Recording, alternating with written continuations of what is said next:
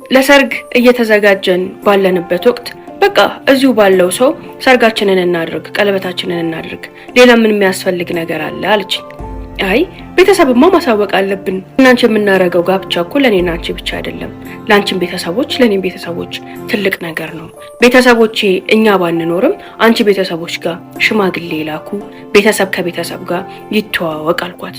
ልክ ይሄን ሐሳብ ማንሳት ከጀመርኩኝ ቀን ጀምሮ ተለዋወጠች። ልትቀበሉ አልቻለች። አይ አስፈላጊ ነው ብዬ አላስብም።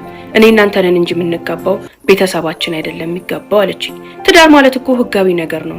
ከዚህ በኋላ የኔ ሚስት ከሆንሽ የኔን ቤተሰቦች ያውቁሻል፣ ያንቺንም ቤተሰቦች እኔ ያውቃለሁ። ስለዚህ በባህላችን በወጋችን መሰረት ህጋዊ የሆነ ጋብቻ ኢትዮጵያ ውስጥ ይደረግ። እኔና አንቺ ደግሞ እዚህ እንጋባለን፣ እዛ ቤተሰቦቻችን ይተዋወቃሉ፣ የሚደረገው ነገር እንደ ባህላችን ይደረጋል ብዬ እኔ አንማረክ ፈለኩ። እሷ ደግሞ በፍጹም ለዛ ፈቃደኛ አልሆነችም።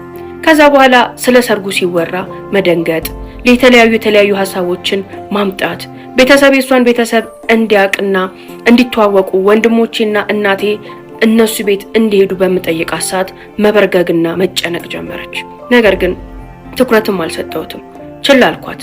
ከዛ ስለ ሰርጉና ስለ አብሮ መኖር ማውራቱን ትታ ስራ መጀመር አለብኝ፣ እኔም ምረዳው ቤተሰብ ማግዘው ቤተሰብ እንዳለኝ ታውቃለህ፣ ሰርጉን ትንሽ እናዘግየውና ስራ ልጀምር አለች።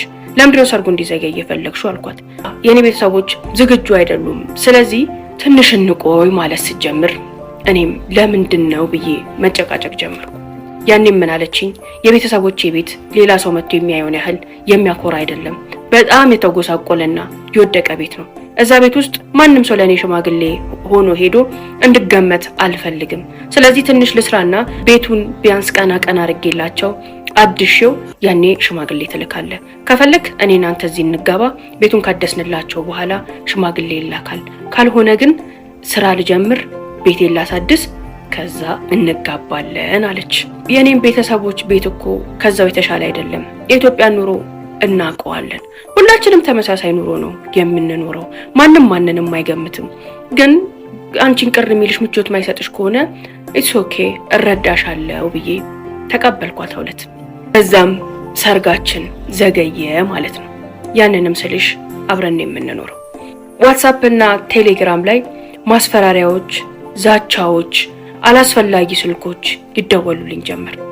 ማለት አንተ ባለጌ፣ የሰው ሚስት የምታባልግ፣ አንተ እንደዚህ ላገኘህ እንጂ አጠፋሃለሁ፣ እገልሃለሁ፣ የሰው ሚስት ነው ይዘህ እየኖርክ ያለኸው የመሳሰሉ መልእክቶች እየተላኩ ልክ እንዳየኋቸው ይሰረዛሉ። በጣም ግራ እየተጋባው መጣው። አንድ ቀን አብረን ቁጭ ባልንበት አሁን ያልኩሽን አይነት መልእክት ገባ። አንተ ባለጌ፣ የሰው ሚስት እያባልክ፣ አገኘሃለሁ፣ አጠፋሃለሁ ይላል። ከፍት አረኩትኝና አንብቤው ይሄን ነገር አንብቢው ብዬ ሰጠኋት። በጣም ደነገጠች። እንዴ ማን ነው እንደዚህ ምን ነው ምናምን አለችኝ። እኔ እንጃ ያገባሁት አንቺ ነው፣ ምኖረውም ካንቺ ጋር ነው። እነዚህ መልእክቶች በተደጋጋሚ እየደረሱኝ ነው። ለምን እንደሆነ በጣም ግራ ያጋባኝ ነው። ምንድነው የምታውቂው ነገር አለ እንዴ አልኳት። ኧረ እኔ ምንም ማውቀው ነገር የለም ምናምን ብላ ተርበተበተችና አዎ ምናልባት ፍቅረኛዬ ሊሆን ይችላል አለች። ፍቅረኛዬ ማለት ነግሬ የለ እንዴ? ያው የተውኩት ፍቅረኛዬ ነው። እዚህ መምጣቴንና ካንተ ጋር እንደሆንኩ አውቋል። ምናልባት ስልክና አፈላልጎ አግኝቶ እሱ ሊሆን ይችላል አለች። ኦኬ ብዬ ነገሩን አለፍኩት። በወቅቱ ግን ያሳየችኝ ባህሪና መርበትበት ምንም ምቾት አልሰጠኝም። ከዛ በኋላ ያንን ስልክ ሆን ብዬ እጠብቀው ጀመር። የሚገርምሽ ሁለት ለሷ ያን ሜሴጅ ካሳየዋት ቀን በኋላ ምንም አይነት ሜሴጅ ተልኮልኝ አያውቅም። አቆመ ማለት ነው። ያ በራሱ ጥያቄ ፈጠረብኝ። ምክንያቱም እንደዚህ አይነት የዛቻና የማስፈራሪያ መልእክቶች ከወር በላይ ተልከውልኛል። እሷን ባሳየኋትና ለሷ በነገርኳት ማግስት ግን ያ ማስፈራሪያና ዛቻ ስድብ ሲቀር በትክክል ያን ሰው እሷ ነግራው አቁም ብላው እንደሆነ የሚታወቅ ነገር ነበር። ከተለያየችው ፍቅረኛዋ ጋር ታዲያ በዚህ ደረጃ ታወራለች እንዴ ብዬ መጠራጠር ጀመርኩኝ። ምክንያቱም ያለፈ ፍቅረኛዋ ከሆነ ታው ብትለውም እሺ ብሎ ሊሰማት አይችልም። የሷን ህይወት ነው ሊበጠብጥ የሚችለው። ስለዚህ እንዴት እያልኩኝ ብቻ ውስጤ አላቅም፣ የሚያጠራጥር ነገር ሆኖ ይሁን አይሁን አላቅም። ከዛ ጊዜ በኋላ ግን የማላቀው አይነት ጥርጣሬ ላይ ሰፈረብኝ። ከዛም እናቴ ጋር እየደወልኩኝ እናቴ ጸሎት አርጊልኝ፣ እናቴ ጸሎት አርጊልኝ ብቻ ነበር የምላት። ሁለት ኑሮ መቀጠል ጀመር። በጣም ረጅም ሰዓት ለስራ ሰጥታ ስራ ላይ ማተኮርና ስራውን መስራት ጀመረች። እኔም ስራ ላይ አተኮርኩኝ። በቃ እሷን አምጥቻለሁ፣ እሷም ለቤተሰቦቿ እየኖረች ነው፣ እኔም ለቤተሰቦቼ ልኖር፣ ቤተሰቦቼ ልርዳ ብዬ የምንኖረውን ኑሮ እየኖርን ሁለታችንም ስራችን ላይ ማተኮር ጀመርን። በዛም ሰዓት ግን ለቤቷ ከኔ ጋር ለሚኖራት ህይወት ቤሳቤስቲን አታወጣ። ለቤት ኪራይ፣ ለቤታችን ለኑራችን የሚያስፈልገው ነገር ሁሉ ከኔ ነው የሚጠበቀው። ገንዘብ ታገኛለች፣ ትሰራለች። ለቤቴ ብላ ግን መርፌ ሲኒ የምታረገው ነገር የለም። ይሄን ኃላፊነት ነው ትለኛለች። እኔም ባሏ ነኝ ኃላፊነቴ ነው ብዬ አምኜ ተቀበልኳት።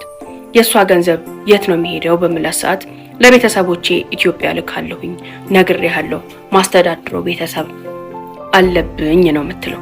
እንደዛ ያልን ጋብቻችንም ሳይሆን ወንድሜን ማምጣት ፈልጋለሁ አለችኝ።